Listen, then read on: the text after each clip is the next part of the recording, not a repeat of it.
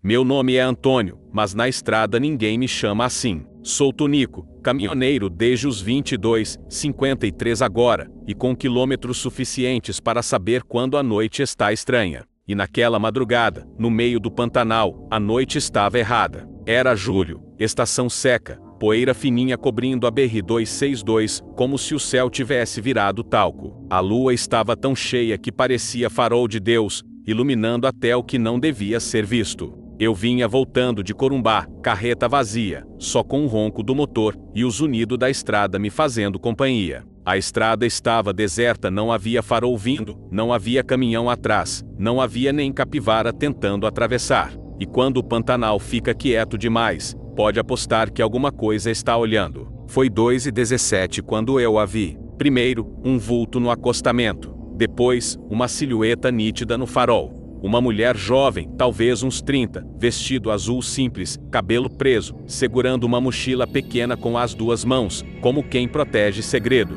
Não fazia sinal, não corria, não olhava apavorada. Só estava ali. E eu diminuí antes mesmo de perceber. É fácil julgar de fora, mas quem vive na estrada sabe. Às vezes a gente para antes do corpo mandar, como se a estrada decidisse pela gente. O caminhão quase parou sozinho. Abri a porta do passageiro, e antes de eu dizer qualquer coisa, ela subiu com calma, como quem já sabia onde pisar. Sentou, ajeitou o vestido, colocou o cinto e respirou fundo, como se estivesse chegando em casa. Obrigada por parar, seu Antônio. O coração errou o passo. Eu não tinha dito meu nome. Como é que você sabe quem eu sou? Perguntei, meio rindo, meio tentando disfarçar o arrepio. Ela sorriu pequeno, educado, inexplicável. Caminhoneiro famoso nessa rota, respondeu, como se fosse óbvio. Não era, mas deixei passar. Engatei a marcha, voltei devagar para a pista, e seguimos. Quando ela entrou, o silêncio ficou diferente, não desconfortável, não tenso, íntimo, como se ela tivesse apagado o som do mundo. Tá indo para onde? Perguntei. Santa Aurora, ela respondeu, depois da Curva Grande. A Curva Grande, todo caminhoneiro do Pantanal conhece. Já levou tanta vida que ninguém fala dela sem baixar o tom. Sozinha nessa hora? Perguntei. Já me acostumei com a noite, ela disse, olhando pela janela. A voz dela era bonita, calma, serena, firme, como quem conversa com o tempo. E eu, idiota que sou, comecei a gostar daquela presença ali. Nada exagerado, nada fora do normal, só aquele interesse besta, aquele conforto raro de sentir que alguém encaixa no silêncio da gente. Ela falou da infância. Falou de plantar mandioca num quintal cheio de galinha. Falou que adorava o cheiro da terra molhada depois da chuva, mesmo quando não chovia. Falou do rio Paraguai, de ver onça de longe, de noites quentes dormindo na rede. Eu ouvi como quem bebe água depois de andar um dia inteiro no sol. E, sem perceber, comecei a contar da minha vida também, coisa que não faço com ninguém. Falei da minha mãe, que fazia bolo de milho pro trecho inteiro. Falei do meu pai, que morreu num acidente de ônibus, e me deixou medo de tempestade até hoje. Falei do caminhão, companheiro de 20 anos, mais fiel que gente. E pela primeira vez em muito tempo, eu ri de verdade. E ela riu também, leve, curta, sincera, e essa risada entrou em mim como lembrança que eu nunca vivi. Por alguns minutos, eu esqueci que era madrugada no meio do nada. Você é diferente, ela disse, olhando para mim como quem analisa a alma. Diferente bom ou diferente ruim? Bom, respondeu, sem hesitar. E aquilo? Não sei explicar. Não era paixão, não era desejo, não era encantamento instantâneo. Era só sensação de que, se o mundo tivesse sido mais gentil, talvez eu já a conhecesse. A gente continuou conversando. Ela perguntou meu filme preferido, minha comida de infância, meu pior medo, meu maior arrependimento. E eu respondi tudo sem pensar, porque parecia natural conversar com ela. E esse foi o problema. Parecia natural demais. Segui viagem, estrada reta, lua brilhando no asfalto, nada mudando até que mudou. Os bichos pararam de fazer som, o vento sumiu, a noite ficou pesada, como se o mundo prendesse a respiração. E lá na frente, surgiu ela, a Curva Grande. Aquela curva que sempre parece maior do que deveria ser. Aquela curva que engole farol, carro, caminhão, esperança. Eu diminuí, instinto velho de sobrevivência. Ela olhou pela janela, os olhos demorando na escuridão como quem reconhece lugar de dor. Foi aqui, ela disse. Aqui o quê? Ela virou para mim e o sorriso tinha ido embora. Aqui eu morri, o sangue sumiu das minhas pernas. Eu não consegui falar, não consegui respirar, não consegui entender. Só olhei para ela, esperando a explicação, mas o banco estava vazio. Ela tinha sumido, não abriu a porta, não fez barulho, não deixou rastro, só desapareceu como se nunca tivesse estado ali. O cinto ainda estava preso, o banco ainda estava marcado pelo peso dela, e o perfume, jasmim com terra molhada, ainda estava forte. Eu friei no acostamento, coração batendo no pescoço, visão embaralhada. Olhei ao redor, esperando encontrar alguém saindo do mato, rindo, dizendo que era brincadeira. Mas não havia ninguém, só as 3 cruzes na lateral da pista, 3 cruzes brancas, uma delas com um vestido azul amarrado, balançando devagar no vento que até então não existia. Me deu vontade de vomitar. Eu entrei no caminhão, travei a porta, acelerei como se o mundo estivesse me empurrando pelas costas. Não olhei para trás. Não respirei até chegar num posto 40 quilômetros depois. E foi só quando parei que notei. O banco do passageiro ainda tinha o calor de alguém sentado ali. Foi assim que começou. E dali para frente, nada, absolutamente nada fez sentido de novo. Eu fiquei no posto por quase 1 hora, sentado no volante, sem coragem de descer. O motor desligado, o painel escuro, mas o caminhão parecia respirar junto comigo. Minha mão tremia, minha cabeça tentava achar explicação lógica, mas o corpo já sabia, eu tinha dado carona para alguém que não deveria existir. O pior é que, naquela primeira meia hora, eu ainda queria acreditar que era cansaço, ilusão, sonho acordado, problema no açúcar. Mas então percebi uma coisa que matou qualquer desculpa. A mochila dela ainda estava no chão do caminhão. Não era igual, não era parecida, era a mesma. Azul, pequena, com poeira só no fundo, como se tivesse sido carregada por muito tempo. Eu encarei aquela mochila como quem encara cobra levantando o pescoço. Eu não toquei nela, nem por um segundo. Levantei os olhos, respirei fundo e olhei para o banco do passageiro. E juro pela minha mãe, ainda tinha marca de corpo sentando ali, como se ela tivesse levantado segundos antes. Eu apertei os olhos, respirei fundo e falei baixinho: meu Deus, o que é que eu trouxe pro meu caminhão? Não tive resposta.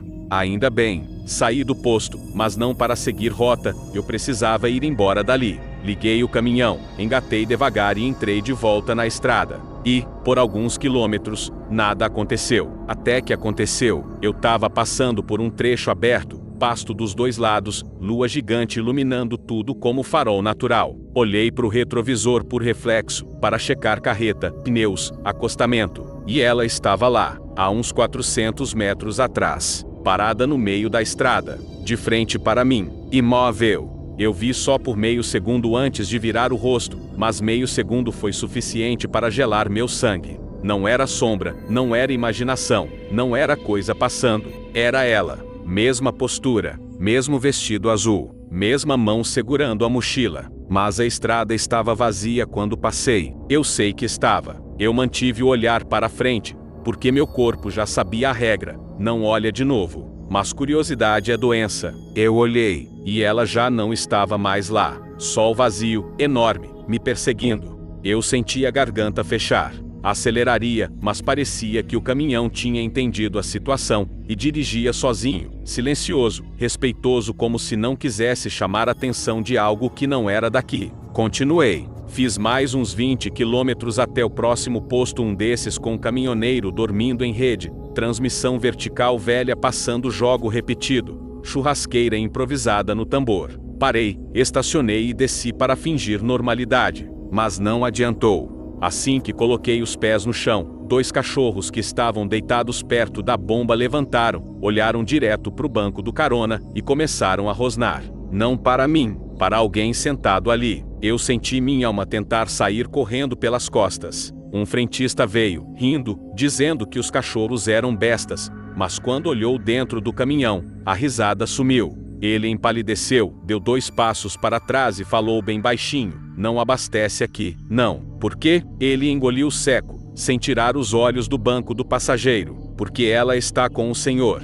A palavra ela soou mais pesada que qualquer carga que já carreguei. Antes que eu perguntasse qualquer coisa, ele virou e entrou correndo no escritório, batendo a porta, como se tivesse deixado o capeta do lado de fora. Eu tentei respirar, tentei pensar, tentei entender, mas o corpo só queria ir embora. E eu fui. Voltei para a estrada, tentando me convencer de que era coincidência, exagero, medo coletivo. Mas aí veio a parte que realmente me desmontou. Ela começou a aparecer em lugares impossíveis. Primeiro, num campo vazio, parada, olhando o caminhão passar. Depois, num mirante abandonado, sentada na mureta, com as pernas cruzadas, como se estivesse esperando carona de novo. Depois, na varanda de um restaurante de beira de estrada, com um vestido azul brilhando sob lâmpadas amareladas, como se fosse cliente. Mas ela nunca chegava perto, nunca fazia gesto, nunca tentava entrar no caminhão. Só ficava a exatamente 400 metros, nem mais, nem menos. Eu passei a medir. Usei o marcador da estrada,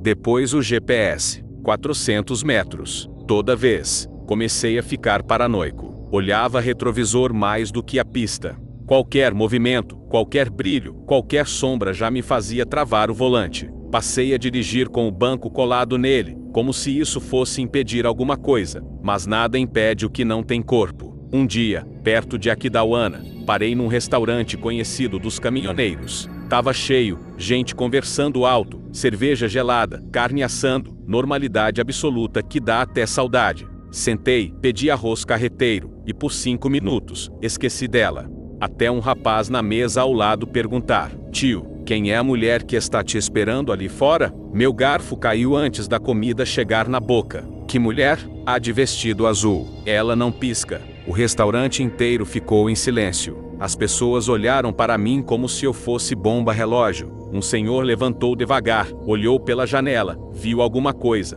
perdeu toda a cor do rosto e saiu correndo. Deixou carteira, celular, comida, tudo. Em menos de 10 segundos, o restaurante inteiro estava vazio. Só eu fiquei sentado. E então eu percebi o pior. Todo mundo viu ela, menos eu. Eu levantei, as mãos tremiam como se eu tivesse acabado de enterrar alguém. Saí pela porta, olhei em volta e lá estava ela, parada na entrada, a 400 metros, me observando sem expressão. E foi ali, naquele instante, que eu finalmente entendi. Helena não queria companhia. Helena queria permanência. Ela não seguia estranhos. Ela seguia quem a viu. E eu vi. Eu fui escolhido sem saber. Naquela noite, deitei dentro do caminhão e tranquei a porta como se tranca resolvesse alguma coisa. Não consegui dormir. Cada barulho parecia passo. Cada sombra parecia vestido azul. Cada lembrança parecia aviso. Quando o sol nasceu, eu estava destruído. Mas precisava de resposta, qualquer resposta, nem que fosse mentira. Então fiz a pior coisa que um homem com medo pode fazer. Voltei à curva grande. Eu dirigi de volta para a curva grande como quem dirige para dentro da própria garganta. O sol já estava alto, mas a claridade não diminuía, o peso do lugar parecia até pior. De dia, a curva mostrava a feiura sem piedade. Terra rachada, mata seca, arame farpado torto, 3 cruzes brancas enfileiradas, nenhuma flor recente. Estacionei no acostamento, desliguei o motor e fiquei olhando para a curva como se ela fosse responder. Nada ali denunciava tragédia, mas todo caminhoneiro sabia aquela curva tinha fome. Desci do caminhão devagar, pisando como se o chão pudesse acordar alguma coisa. Caminhei até as cruzes. A madeira estava velha, mas firme. Uma delas tinha o nome apagado pelo tempo. Outra tinha uma pequena fita azul amarrotada. A terceira estava sem nome, sem data, sem nada. Só madeira branca plantada no nada. O vento passou e balançou a fita azul, e meu estômago virou do avesso. Eu sabia o que aquilo significava, mesmo sem saber como. A cruz sem nome era dela. Eu me ajoelhei, toquei o chão com a mão, poeira quente, áspera, árida. Um lugar onde nada deveria crescer, mas tragédias sempre brotam. Helena, falei baixinho, sem perceber. E foi aí que eu vi passos, atrás de mim, devagar, arrastados, sem pressa. Eu virei tão rápido que o pescoço estalou. Nada, só estrada e silêncio. Mas eu tinha certeza absoluta, alguém estava ali. O corpo sabe antes da cabeça.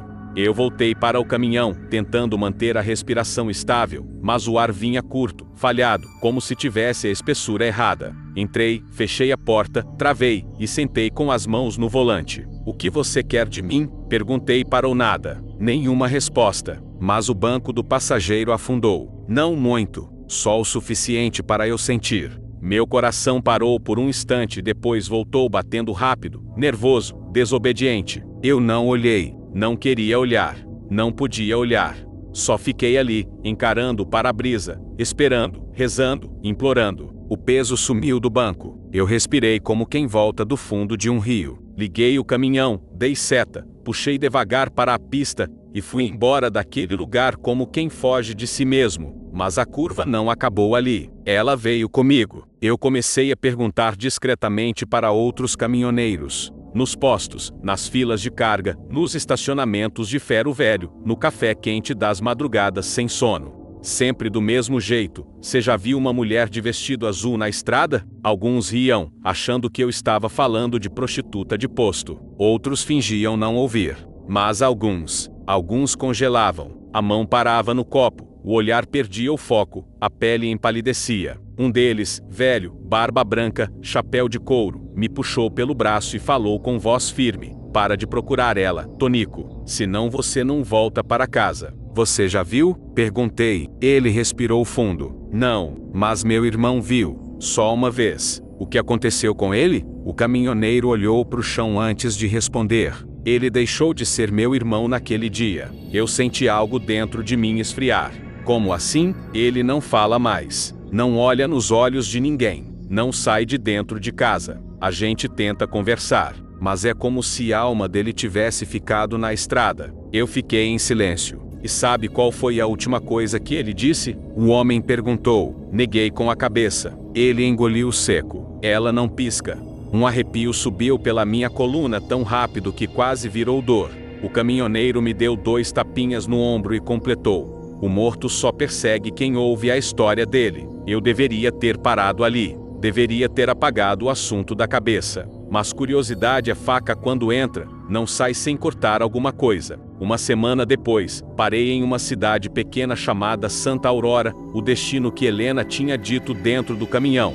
Ruas de terra, casas simples, bar com mesa de plástico na calçada, igreja pequena com sino que parecia cansado. Gente que olha antes de cumprimentar, medindo intenção. Perguntei no mercadinho se alguém conhecia uma Helena, moça, vestido azul. O silêncio que se formou foi imediato. Uma mulher que estava escolhendo tomate soltou tudo no chão e saiu às pressas. O caixa baixou os olhos. O dono do mercado se apoiou no balcão, respirou pesado e disse: "Por que você está perguntando isso?" Dei carona para ela, respondi, sem rodeios. O homem fechou a cara. Quando? Madrugada da semana passada. Ele fechou os olhos, como quem tenta engolir um enjoo. Não era para ter parado para ela. Por quê? Ele olhou ao redor para garantir que ninguém ouvia. Depois falou quase sussurrando, porque ela morreu naquela curva. Faz 8 anos. Eu já esperava a resposta, mas ouvir em voz alta transformou suspeita em sentença. Você conheceu ela?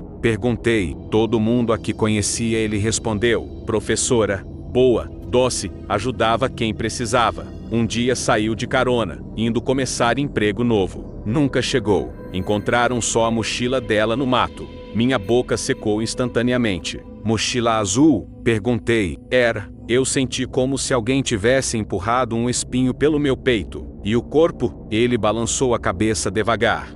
Nunca acharam. Só as marcas do acidente. A polícia disse que algum bicho deve ter levado. Mas a mãe dela diz que alguém deveria ter ouvido ela antes. O homem me encarou com uma expressão que parecia pena. Ela só aparece para quem escuta. O silêncio ficou tão denso que parecia físico. Você ainda está vendo ela? Ele perguntou. Eu não respondi. Ele entendeu. Então vá embora antes que seja tarde. Saí do mercadinho com uma sensação estranha, como se Helena estivesse caminhando um passo atrás de mim, mesmo que eu não ouvisse. O ar parecia mais pesado em Santa Aurora, como se a cidade respirasse a história dela todos os dias. Voltei para o caminhão, me sentei, fechei a porta e, sem pensar, olhei para o banco do carona. E foi aí que eu tive certeza absoluta. Eu não estava mais sendo observado. Eu estava sendo seguido. Naquela noite, decidi dormir num posto antes de seguir viagem.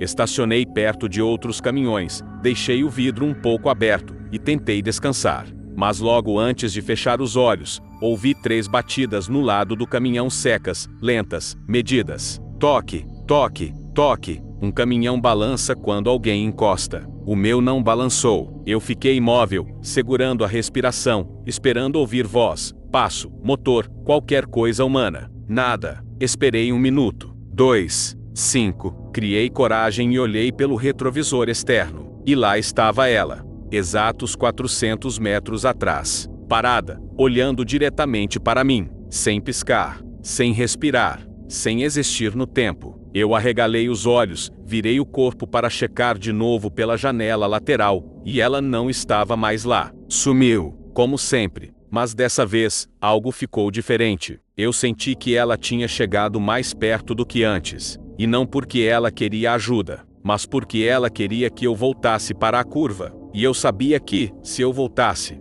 eu não sairia de lá. Depois daquela noite no posto, eu parei de fingir que minha vida ainda era minha. Eu podia dirigir para outro estado, dormir em outra cidade, mudar rota, rodovia, carga, posto, caminho. E mesmo assim, quando eu olhava pelo retrovisor, lá estava ela, 400 metros. Nem mais, nem menos. Como se houvesse uma linha invisível que ela não podia atravessar ou não queria. Mas o pior não era a presença, era a certeza. Ela não tinha me escolhido por engano. Eu era o próximo capítulo de alguma coisa que começou muito antes de mim. Uma tarde, perto de Cáceres, estacionei para tomar água. O sol estava vermelho, queimando o Pantanal inteiro. A paisagem tremia no calor.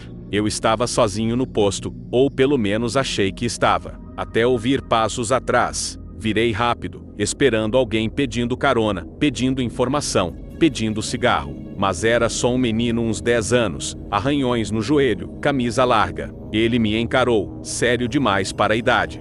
Você é o moço do fantasma. Eu me arrepiei inteiro. Quem te falou isso? Meu avô. Ele disse que quando ela escolhe alguém, não solta mais. Escolhe para quê? O menino deu de ombros. Para lembrar que ela existiu. E quando ela consegue? Ele pensou um pouco antes de responder. Depende. Tem uns que ela leva. A boca secou. A garganta fechou. O menino então apontou para a estrada, sem emoção nenhuma. Ela está ali. Eu virei devagar. E sim, lá estava ela. Distância perfeita. Imóvel. Assistindo. Como lua que só existe para iluminar você. Quando olhei de volta, o menino não estava mais lá. Nem pegada deixou. Eu não queria mais respostas, eu precisava delas. Então fiz o que evitei desde o começo. Voltei à curva. De propósito. Com consciência. Com medo. O céu estava nublado. A lua coberta. O vento estranho, como se o Pantanal soubesse o que eu estava prestes a fazer e estivesse tentando me impedir. Estacionei no mesmo acostamento. Desliguei o motor. Deixei os faróis apagados. Saí e fiquei em pé no meio da pista. O silêncio era tão profundo que parecia som ao contrário. Helena, chamei, voz falhando. Nada. Eu estou aqui. Nada. Você quer que eu venha até você? O mato se mexeu, mas não havia vento. E então senti perfume atrás de mim. Jasmim com terra molhada. Eu me virei devagar.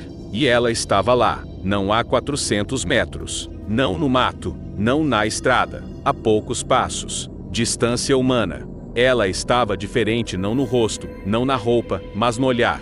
Não era vazio, não era sofrimento, não era raiva. Era cansaço. Um cansaço que não pertence a vivos. Você voltou, ela disse, e a voz parecia eco, como se falasse de 2 lugares ao mesmo tempo. Eu precisava, respondi. Não devia ter vindo. Eu sei. Silêncio. Ela abaixou a cabeça. O vestido azul balançava levemente, mas o vento não existia. Você quer resposta? Ela disse. Assenti. Ela levantou os olhos devagar, segurando a coragem como quem segura vidro fino. Eu não estou te seguindo para te levar comigo. Então por quê? Ela respirou. Não há, mas lembrança. Eu estou presa aqui. Desde o dia que morri. Ninguém ficou. Ninguém esperou. Ninguém quis saber o que aconteceu comigo. Meu peito doeu com uma força estranha, primitiva. Mas eu vi você, ela continuou. E você ouviu tudo que eu falei dentro daquele caminhão. E você acreditou em mim. E eu só queria isso. Ser ouvida antes de ir. Então por que continua me seguindo? Ela olhou para as próprias mãos, como se só agora percebesse que ainda as tinha. Porque eu não sei. como ir embora. As 3 cruzes brancas atrás dela pareciam olhar também. E eu posso ajudar? Perguntei, com medo da resposta. Ela sorriu um sorriso triste, pequeno, aceito. Pode, mas não do jeito que você acha. O estômago afundou. Como então? Ela deu um passo para trás, aproximando-se do barranco da curva do lugar onde morreu. Se alguém lembrar por mim, eu não preciso mais ficar. O ar ficou pesado. Eu entendi. Ela não queria corpo. Não queria justiça. Não queria vingança. Queria memória. Queria alguém para carregar o nome dela, enquanto ela descansava. Helena, chamei, com a voz quebrando. Eu lembro de você. Ela piscou primeira vez que vi. Não é só lembrar, ela disse, mais firme agora. É continuar. Eu respirei devagar. Então me despedi. O que você quer que eu faça? Ela olhou para a estrada, para as cruzes, para o horizonte sem fim, e então para mim, e disse a última coisa que eu esperava ouvir. Vive. Eu travei. Vive por mim. Vai para onde eu não consegui ir. Conta a história minha quando perguntarem. Não deixa eu desaparecer. O nó na garganta virou faca. Eu prometo. Ela sorriu agora completo, bonito, leve. Então acabou. O vento soprou o primeiro da noite. A poeira subiu devagar. E quando baixou, Helena não estava mais ali. Nem perfume, nem som, nem sombra. Só as 3 cruzes. E a estrada esperando. Demorei 10 minutos para conseguir voltar ao caminhão. Não pela falta de coragem, mas pela sensação estranha de que o mundo tinha mudado sem avisar. Liguei o motor, voltei para a pista e dirigi devagar, como se estivesse carregando o vidro frágil. O rádio ligou sozinho, sem eu encostar, e começou a tocar uma música antiga, voz feminina, suave, como sussurro. Eu fiquei ouvindo, sem medo, sem perguntas, sem tentar entender. E então percebi, pela primeira vez desde aquela madrugada, o banco do passageiro estava frio, definitivamente frio. E eu entendi o recado. Ela se foi, não para outro lugar, mas para lugar nenhum, para descanso, para silêncio bom, para fim. Hoje já fazem 5 meses. Ainda passo pela curva grande toda semana. Reduzo a velocidade, desligo o rádio, baixo o vidro e deixo o vento entrar só para garantir que o mundo ainda lembra dela. E sempre digo a mesma coisa. Tô aqui, Helena. Ainda lembro. Ela não aparece mais. Não há 400 metros. Não no retrovisor. Não em sonho. Não em lugar nenhum. E é assim que eu sei que ela finalmente foi embora. Porque os mortos perseguidos são aqueles que ainda esperam. E Helena não espera mais. Mas eu espero. Espero que um dia alguém lembre de mim com a mesma intensidade com que eu lembro dela. Porque agora eu sei, ninguém morre de verdade até ser esquecido. E enquanto eu dirigir nesta estrada, ela vive.